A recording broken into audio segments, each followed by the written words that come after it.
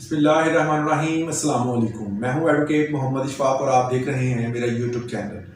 आज हमने जो इन्फॉर्मेशन आपके साथ शेयर करनी है वो है कि एक जायदाद को दो या दो से ज़्यादा जगहों पे सेल किया जाता है। ये किस तरह मुमकिन है, ये फ्रॉड जो होते हैं किस तरह किए जाते हैं, इस तमाम चीज़ों को, आज तमाम इन्फॉर्मेशन को और इसके प्रोसेस को आज की वीडियो में हमने डिस्कस करना है ताकि आप इस किस्म के फ्रॉड से बचें और अपनी जो सेविंग है उसको महफूज रखें।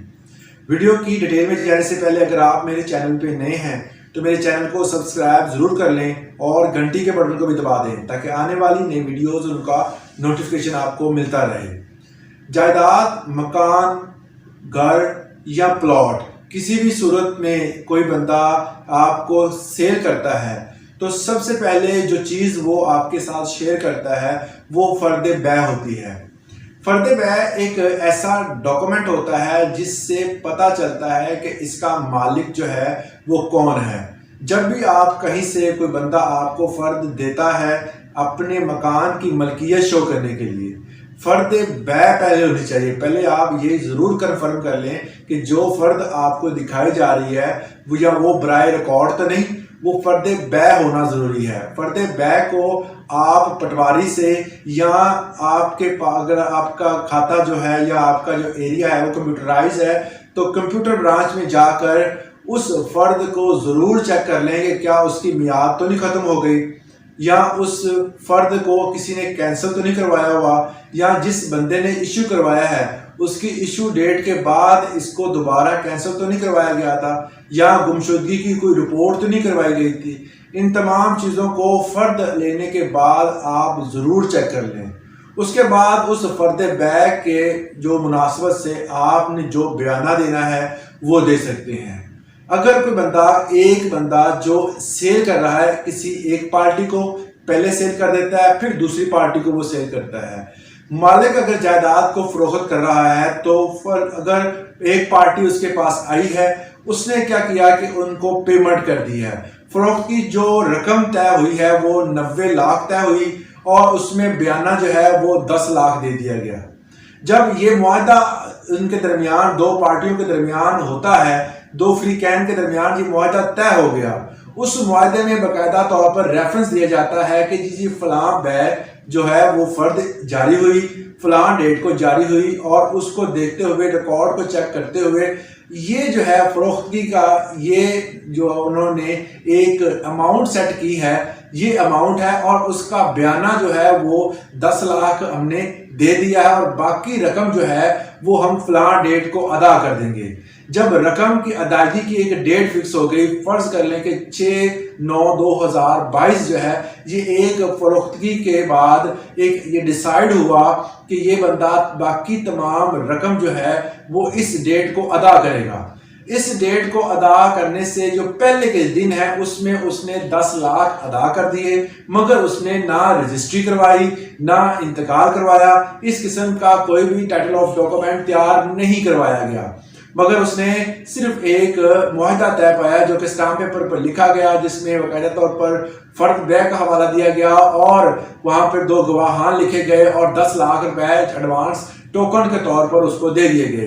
तो ये था पहला मुआहदा जो एक जालसाज बंदे ने किसी दूसरे फर्द से किया। अब वही ज़मीन वही चीज़ दोबारा वो बेचना चाहता है, वो एक और फर्द जो है वो वहाँ कंप्यूटर ब्रांच से या दूसरे पटवारी से आपके हल्के के उससे जारी करवाता है। किस तरह करवाता है, वो वहाँ पर जाता है, वहाँ पर जाकर वहाँ पर एक स्टैम्प पेपर पर या एक दरख्वास्त लिखता है कि जी जनाब मैंने जो पहले फ़र्द बै जारी करवाई थी उस फ़र्द बै पे मुझे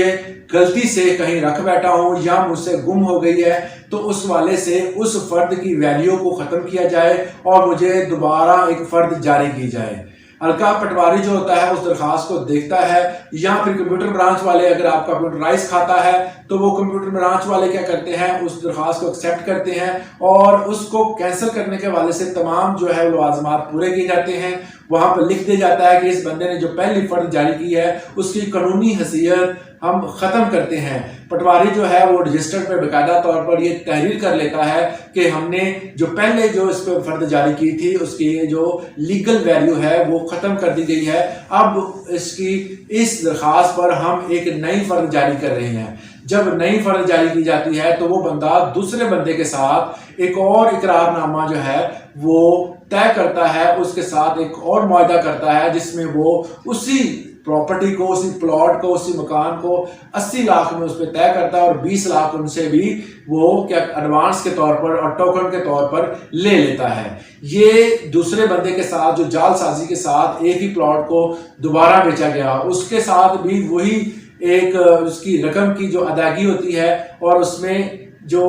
ڈیٹ طے کی گئی تھی وہی ڈیٹ اس بندے کے ساتھ بھی طے کر لی جاتی ہے کہ آپ بھی 6/9/2022 کو آپ بقایا پیمنٹ کریں گے، اور اس دوران بھی وہ بندہ صرف جو ہے اس کے ساتھ معاہدہ ہی کرتا ہے، کسی قسم کا دوسرا جو ہے وہ ڈاکومنٹ، ٹائٹل آف ڈاکومنٹ تیار نہیں کراتا جس میں سر فہرست رجسٹری اور انتقال ہے۔ نہ رجسٹری کو ہی نہ انتقال ہوا، دونوں فری کین کے ساتھ انہوں نے جو معاہدہ کیا ہے ایک ہی پلاٹ کا، ایک ہی پراپرٹی کا، ایک ہی بلڈنگ کا، ایک ہی مکان کا جو معاہدہ کیا ہے وہ صرف اور صرف ایک چھوٹے سے اسٹیمپ پیپر پر کیا ہے اور دونوں سے رقم وصول کر لی ہے۔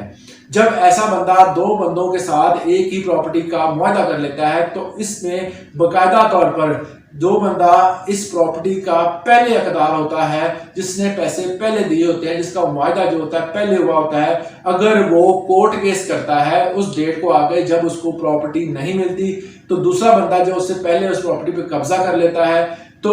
وہ بندہ جس نے سب سے پہلے اس پراپرٹی کے پیسے ادا کیے ہیں، اس نے جو رقم ادا کی ہے جو فرد بے پہلے جاری ہوئی تھی، اور اس معاہدے کو دیکھتے ہوئے وہ ایک سول سوٹ دائر کرتا ہے۔ اگر وہ سول سوٹ کے حوالے سے وہ تمام ٹائٹل آف ڈاکومنٹ جو چھوٹے چھوٹے انہوں نے تیار کی جس میں فرد بے جو ہے وہ دکھائے گا کہ جی پہلے ہم نے اس کے مطابق جو ہے ہمارا معاہدہ ہوا تھا جس میں نے 90 لاکھ روپے جو ہے ان کے درمیان ایک قیمت طے ہوئی تھی اور 10 لاکھ میں نے ٹوکن کے طور پر ان کو دیا ہوا ہے، جو اس کے پاس پروف ہوں گے وہ عدالت میں جمع کروائے گا، اور اس دوران اگر وہ فیصلہ عدالت جو ہے وہ کر دیتی ہے اس کے حق میں تو دوسرا فریق جو ہے وہ اس چیز سے فارغ ہو جائے گا، اس کو کسی قسم کی کوئی پراپرٹی جو ہے وہ نہیں دی جائے گی۔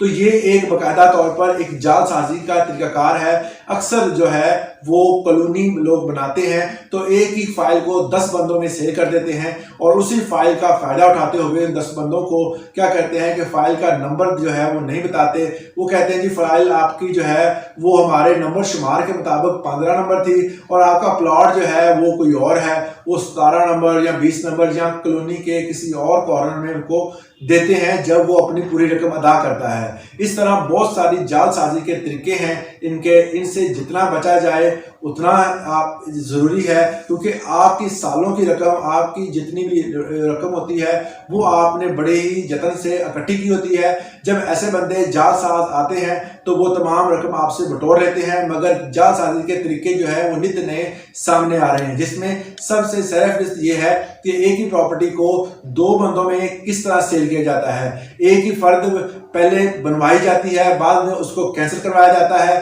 اور اسی فرد بیع پر بنیاد بنا کر پھر دوبارہ اسی پلاٹ کو سیل کر دیا جاتا ہے۔ اس میں باقاعدہ طور پر اکثر دیکھنے میں آیا ہے، سارے نہیں مگر چند افراد جو ہیں وہ ہمارے ایسے ہیں جو الکا پٹواری اور کچھ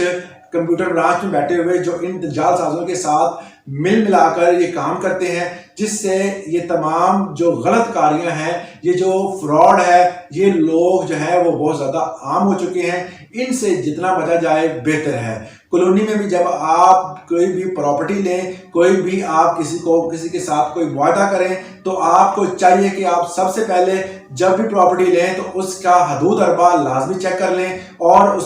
سے پوچھیں کہ ہمارا پلاٹ کون سا تھا، پلاٹ کی نشاندہی کریں، ہو سکے تو اس کی تصویر بنا لیں اور پلاٹ نمبر اور نقشہ، اور اس میں دیکھ لیں کہ اس کالونی میں جو تتیمے ہیں وہ لگے ہوئے ہیں یا نہیں لگے ہوئے، کیا کالونی رجسٹرڈ ہے یا نہیں رجسٹرڈ ہے۔ ان تمام چیزوں کو چیک کرنے کے بعد آپ اپنا پلاٹ نمبر دیکھیں اور پلاٹ نمبر دیکھنے کے بعد پھر معاہدہ کریں، اور اس کے دائیں بائیں جن افراد کے پلاٹ ہیں ان کو بھی اس معاہدے میں باقاعدہ طور پر فریق بنائیں اور لکھیں، ان کا نام لکھیں کہ جی ہمارے رائٹ سائڈ پہ فلاں پلاٹ ہے، لیفٹ سائڈ پہ فلاں پلاٹ ہے، اور جو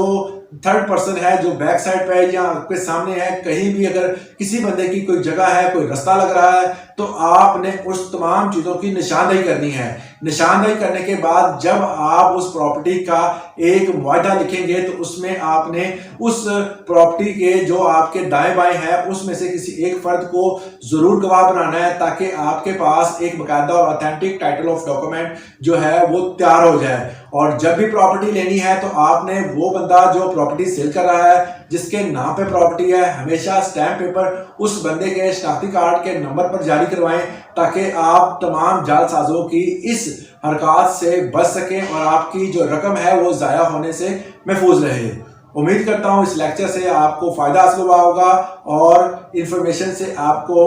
ये इन जालसाजों के जो तरीक़ाकार है उसको समझने में आसानी हुई होगी। आज के लिए इतना ही, इजाज़त दें। अल्लाह हाफिज़।